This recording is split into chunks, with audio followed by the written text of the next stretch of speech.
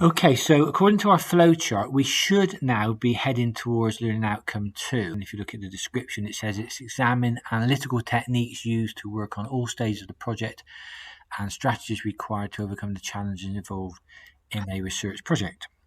Now, what I'm going to talk about in this little presentation is just P3, really. That's what I'm focusing on. So, conduct a literature review of published material that's either in hard copy form or electronically presented that's relevant to the research project you're undertaking. So that's primarily what I'm looking at. There is higher grades that will relate to this later on. You've got to M2, you've got to analyse strategies to overcome challenges involved with the literature review, and distinction grade also has a reference to literature review. It says critically analysed literature sources utilised. So there are higher elements to this, but I'm primarily looking at the pass criteria, if you like, what you need to do for the literature review today in this presentation here. And I've taken some of the information from the book that we gave you, elaborate on the slides in places, that's all. But just to give you an overview of what a literature review is and how you go about it, really. Okay, so we'll start with source material, and you'll see I put references on these slides. Most of this work is taken from the Pearson book that you should have access to online on the Pearson HN Global site. So my references mostly are to that or websites, so I've referenced them where appropriate. So just reading through the slides here. So it's expected that there'll be a wide variety of sources that will be referenced when you're researching your particular topic area, okay? And this is just highlighting some of the salient documents you might come across. So textbooks can be referenced. You need to be careful with textbooks because they're secondary sources in most cases. But you do get the occasional textbook that's been around for a long time that has information in it that is quite relevant to the topic area and has been used and even cited.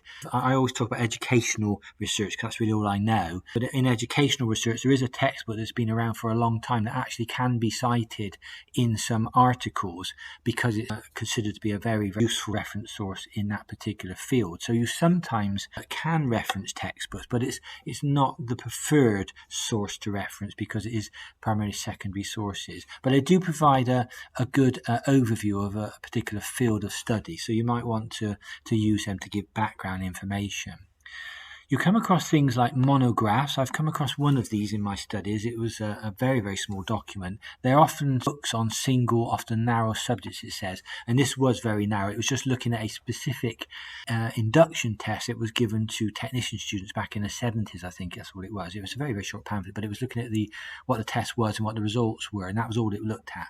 So monographs are very, very small documents, but they can be quite useful because they're very specific and very focused, and that might be useful to your particular area of study. Reference works, these could be things like encyclopedias or dictionaries and that kind of thing. You may sometimes want to refer to those documents. They can give a concise overview of the subject matter. So encyclopedias, dictionaries, yearbooks sometimes.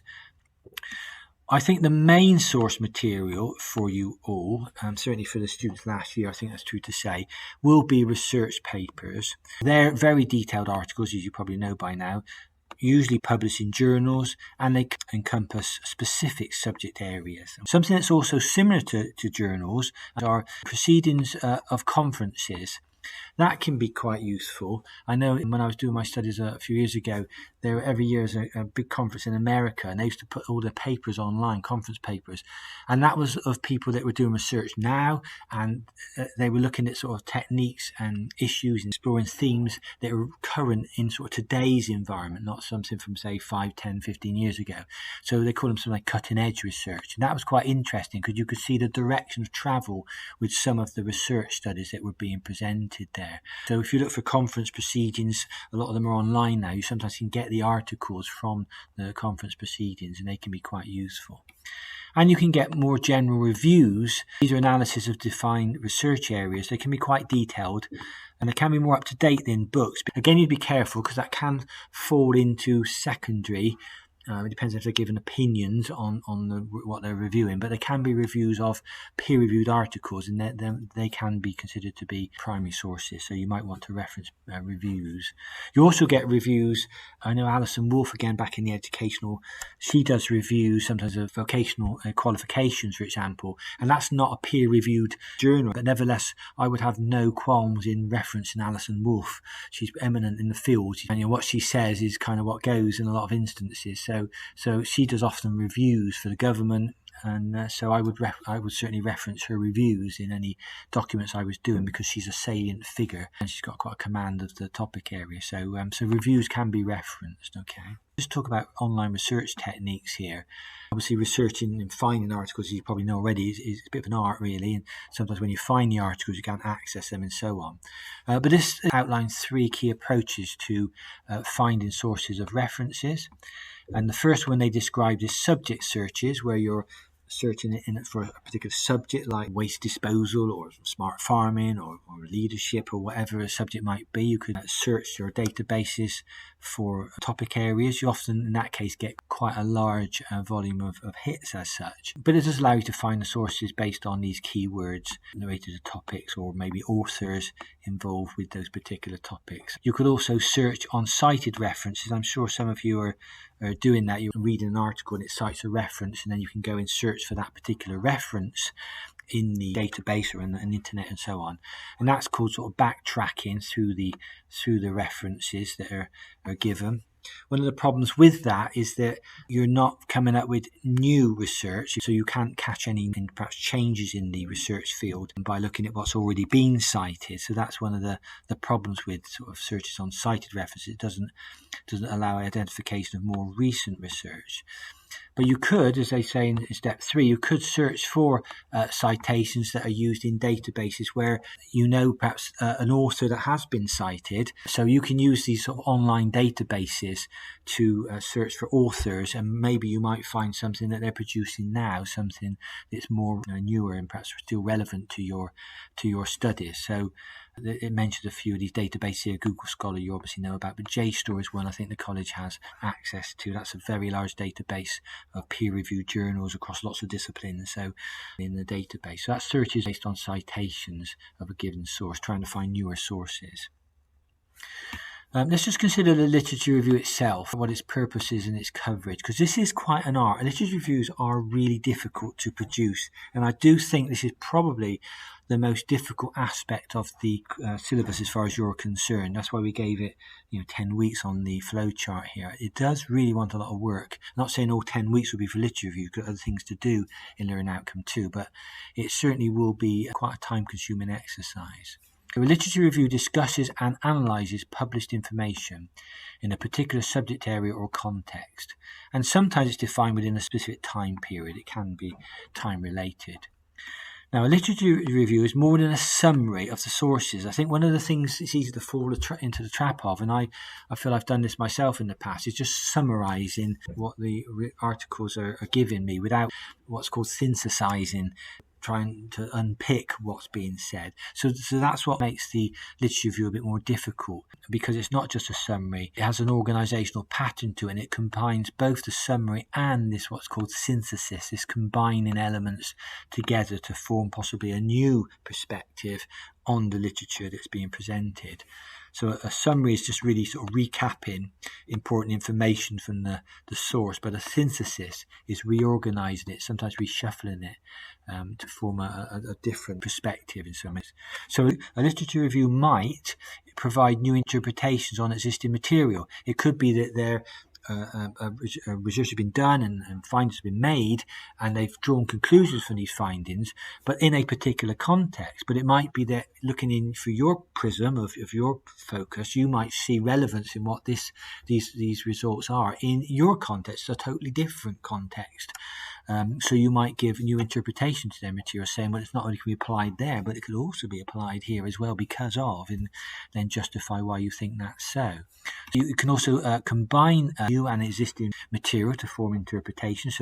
So it can offer different perspectives and insights, and it can sometimes corroborate and consolidate existing theories. I've used that myself when some research I was doing in my study, in a way, reinforced slightly what was already out there. It kind of confirmed in a different environment, a different context, a different time. It confirmed the findings that had been found 10 years previously, kind of thing. But I also put a slight spin on it because I was in an engineering context and that hadn't really been considered before. So I was collaborating and consolidating theories, you could argue, that had been put forward, and just sort of pushing it slightly sideways as well at the same time, really.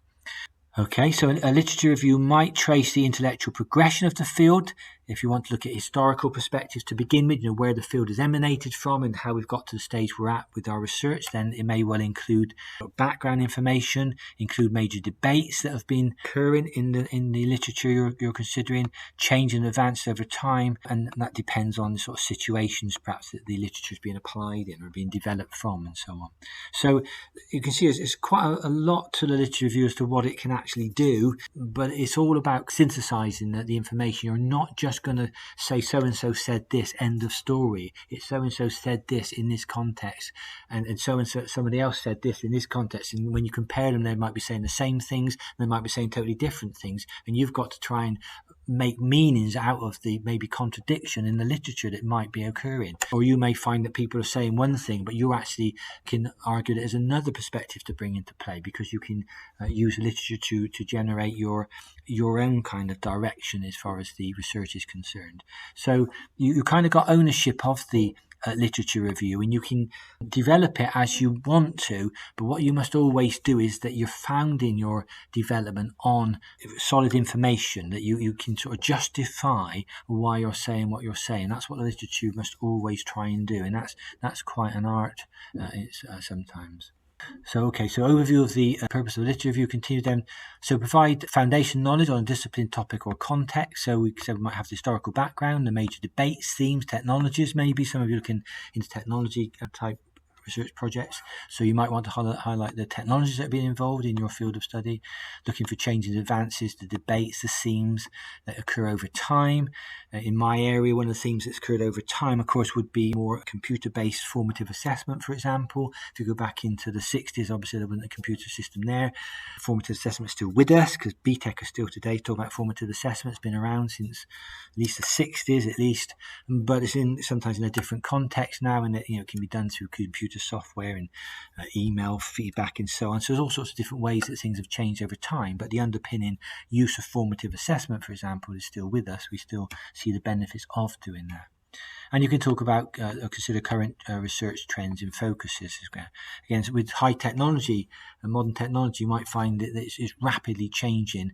With other sort of fields of study, it might be a more slow development, perhaps. So you can identify areas of prior scholarship to prevent duplications. And also you want to look at the literature review to give credit where other researchers have undertaken research that you're building on, because you're going to quote them in your document. Okay, so you need sort of understand the literature to know which is the credible ones and which is the important ones from your point of view. And you must give credit to the people. You must, if you're going to use extracts of their work, or if you're going to use their direction, if you like, almost their focus, then you need to sort of just reference that's where you've got that idea from, and so on. Okay. Identify relationship of research in the context of its contribution to the discipline and topic area. Some research obviously is more prominent than others. If I go to Black and Williams' study in 1998 on formative assessment, everybody was quoting that document. It was absolutely seminal at that time, even though formative assessment goes back to the 1960s with Bloom. They had this seminal document that was being produced, meta-analysis of lots of research in formative assessment. So some documents do become particularly essential in the readership, and you'll find those, and some of you already talked to me about certain people who are producing lots of papers and lots of information about particular topics. They're kind of seminal probably in that field as such. Evaluate the sources and advise the reader on which are the most pertinent or relevant to a topic area being studied. You'll get that. The more you read, the more you'll see authors' names occur, and the more citations you'll see, the more you'll get that to understand that. Also, a literature review might look at inconsistencies, that's kind of gaps in the research. There can be conflicts and disparities in previous studies. You can get studies that contradict each other. That can be in the context and the themes or the findings.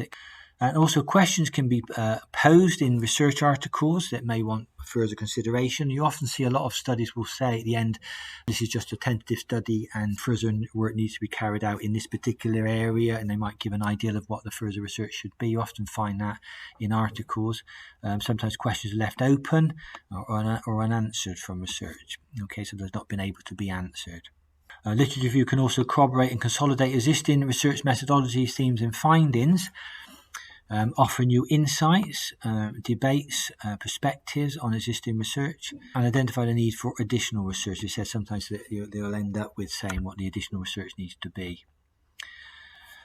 I've used this a lot. This is quite an important aspect of a literature review. It places your own research within the context of existing literature, and it makes a case for why we should bother with your study. And that's one of the first things I kind of do when I'm doing research, is to sort of try and ground myself in the literature so that I've got my place in the literature. I sort of look at BTEC assessment and college students, my little place in the literature, but I ground it in the literature on vocational assessment practice to give myself justification. There's a lot of information about vocational assessment practice, but there's not so much information about technician engineers, who are very sort of thin on the ground when it comes to people researching, sort of interested in technician engineers. So that's my little context, if you like, in the big vocational research field area. So you can sort of ground yourself and give justification by the literature.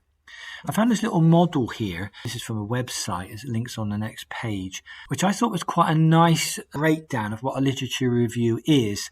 It shows it in a model there, and I've actually put it into a little table. I'll go straight to the next slide. It shows exactly the same elements of literature review, but I put them in a table here because I thought it might be like this little checklist for you to consider as to what a literature review can contain. So I've called it a checklist here, but it is really the model on the previous slide. So a literature review should explore existing information in fields of research. It should locate the formative works in the field, which I know some of you are doing, the people that are prominent in the field, the articles that are perhaps getting a lot of citations. Ascertain key researchers that are working on topics, both past and present. 4, it might find main ideas, themes, conclusions and theories, and establish similarities and differences. So this is 5, it may notice the main methodologies and research techniques. You are going to have to think about methodologies in Learn Outcome 2 and the research techniques you're going to use. That's part of the criteria you've got to deal with. And you might actually find, the more you read, you might find there's a common methodology that's used in lots of studies. In my field, back to education, it's primarily qualitative work where people are being usually interviewed, surveyed, and with surveys, and then interviewed for more rich data. That seems to be the general methodology that's used in most of the educational research. You do get statistical analysis done. I wouldn't say you don't get, but a lot of the work is done in terms of qualitative work. So the more you read your articles in your particular area, the more you'll see the methodologies used, and probably they'll home in on a particular type of methodology. It shows relationships between previous studies, theories, themes and technologies, and it identifies gaps in the existing research. And those gaps can relate to conflicts maybe, and resolve questions and themes that perhaps are not coherent that are being purported. And of course, as I said before, it provides a context for your own research. So that little box there, which is based on the previous diagram, I think that's quite a useful little box. You might want to sort of keep that by you and just sort of have a glance at that and say, am I covering some of these areas? Have I ticked the boxes here for some of these? Because that shows your literature reviews a bit on track, I would suggest. So I think that was a nice little model that was put forward. It was at this particular website shown at the bottom of the page there. So I'll leave that with you as future thought there. Just showing you this is not really a literature review in its entirety. It's just an extract. It's just like an introduction. But I thought this was well worded for an introduction to a literature review. I've taken it from a peer-reviewed article. So the title of this article was an in-depth literature review of waste electronic equipment. I put the "we" in there. Context shows trends in evolution. It was called. It's just an extract. This is. I'm just trying to highlight in colours there the way the author is setting out the range of literature associated with this particular study. And in the way it's worded, I think is quite flowing. And it covers a lot of areas, it seems, in a very short delivery here. So he's got to date several reviews analysing current situation of WE management have been carried out, providing a range of information on global trends in the amount of composition of WE, future perspectives on WE generation, prevention and regulation, methodologies for processing WE, and so on. So he starts off then by saying a good example of this is found in, I don't know how you pronounce that, but on Gongo, I think is et al. Notice the et al means and other authors. If you've got more than 2 authors, usually you put et al. So there's obviously multiple authors here. And he's put 2011 as the date. And the reason he's got the A at the end of that bracket of 2011 there is because there must have been several papers produced by that author in that year. Because normally you just have 2011 because authors don't always produce a paper a year because there's a lot of work involved in a journal article. But it looks like that person produced 2 papers that year, or that those authors produced several papers, so they could call them 2011A, 2011B, and so on. So that's the A paper. So, and more recently, he's got Li et al. Again, there's more authors there. 2013, examine the current situation in those countries involved in the movement of WE and used electronic equipment by analysing the options available to support a global or regional recycling program. So what he's doing there is kind of giving us an overview of the different types of literature that's available here. And it's very concise here. And I see this as sort of setting the scene for the literature review. I would expect more detail about these articles. I expect them to be quoted again later on, delving deeper into the literature. But this particular article is really kind of, I think, quite nice.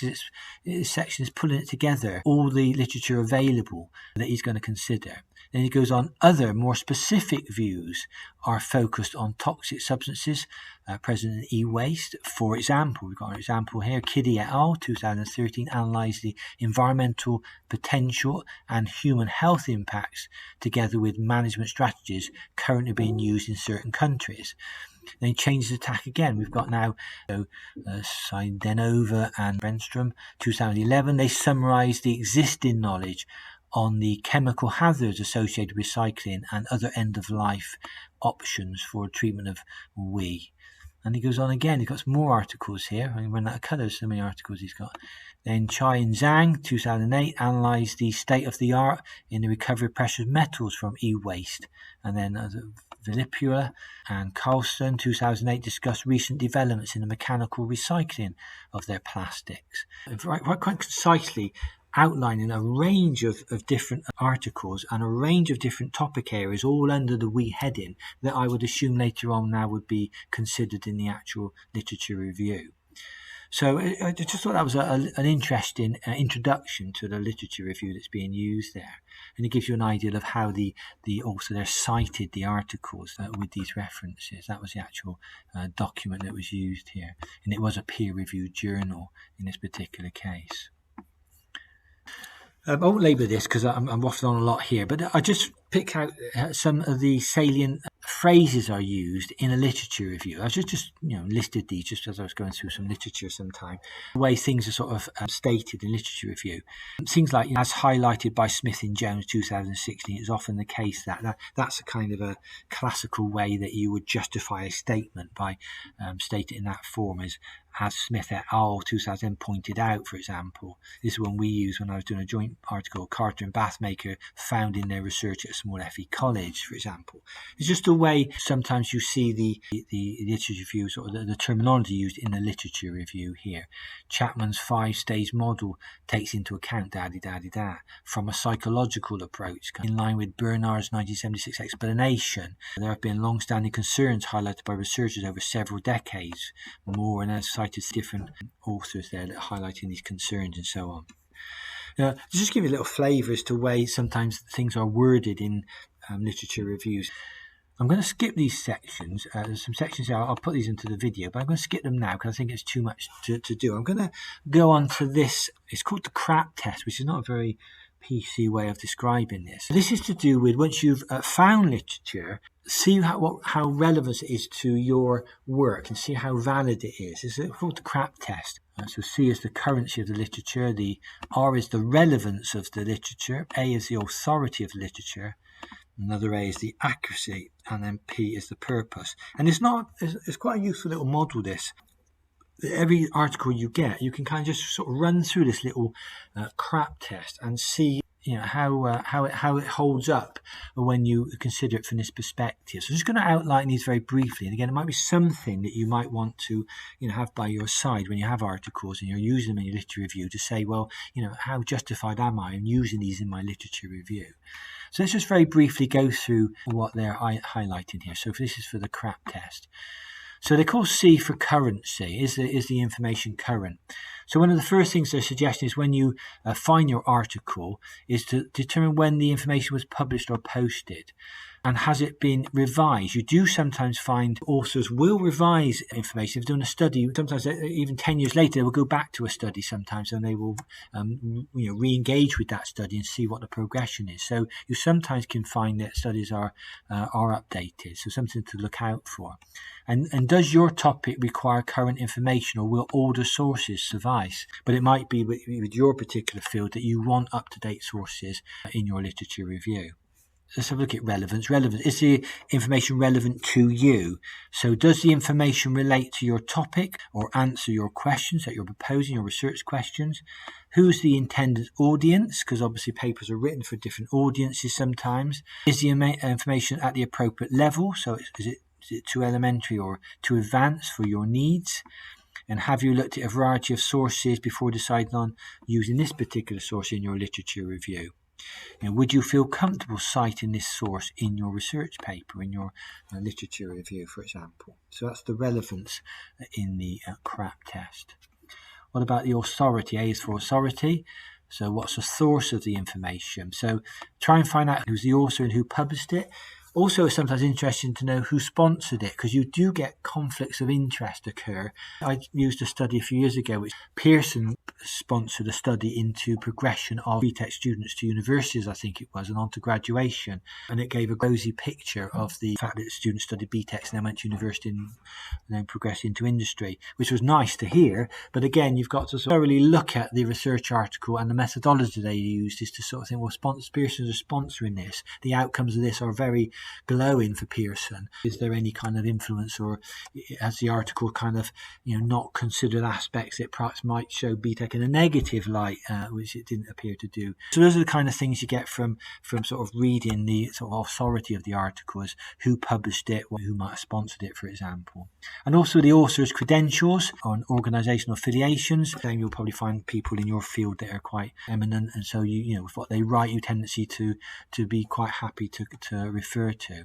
Is the author qualified to write on the topic? Well, again, that's something you'd have to look into, but that is perhaps a consideration. I do get asked to peer review articles occasionally, and I do decline. I have declined a few because I'm just not qualified. It's not my area, my field of study, and I wouldn't feel qualified to engage in that. So I try and avoid things like that. But some researchers might want to go into a new topic area. So are they qualified to look at that topic area, for example? Is there contact information on the source you found, such as the publisher or email address?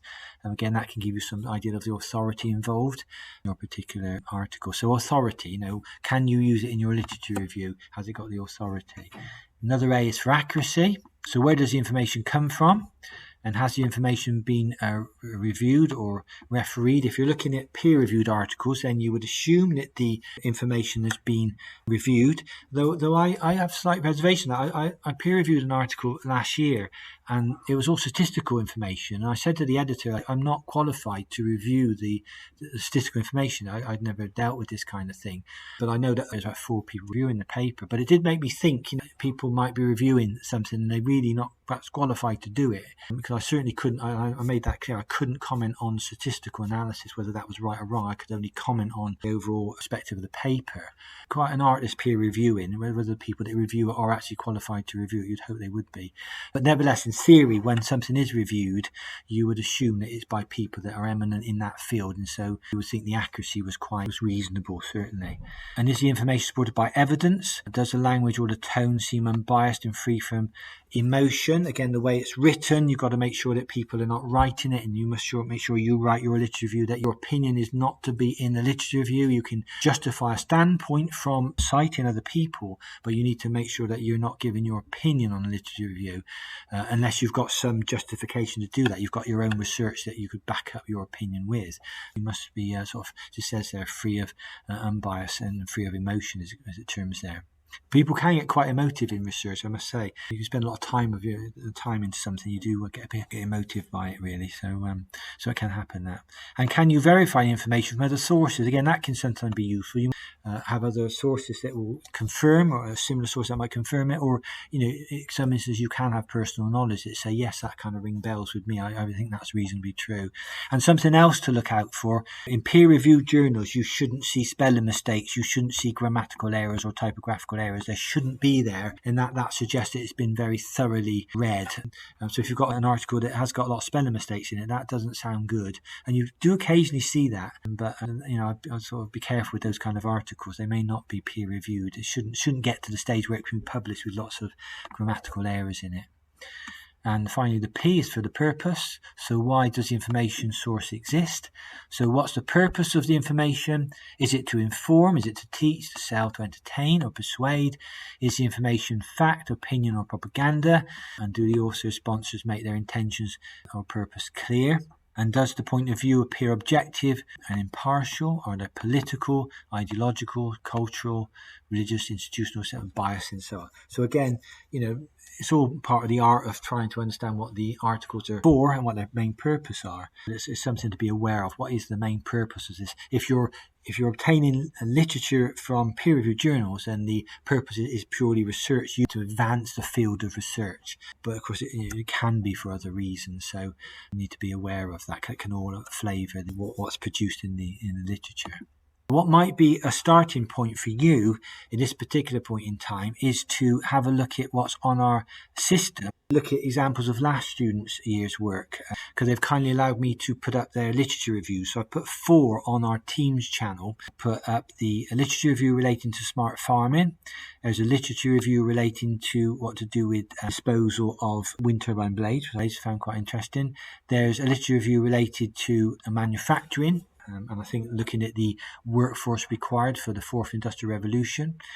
And there's a literature review relating to leadership and motivation theories.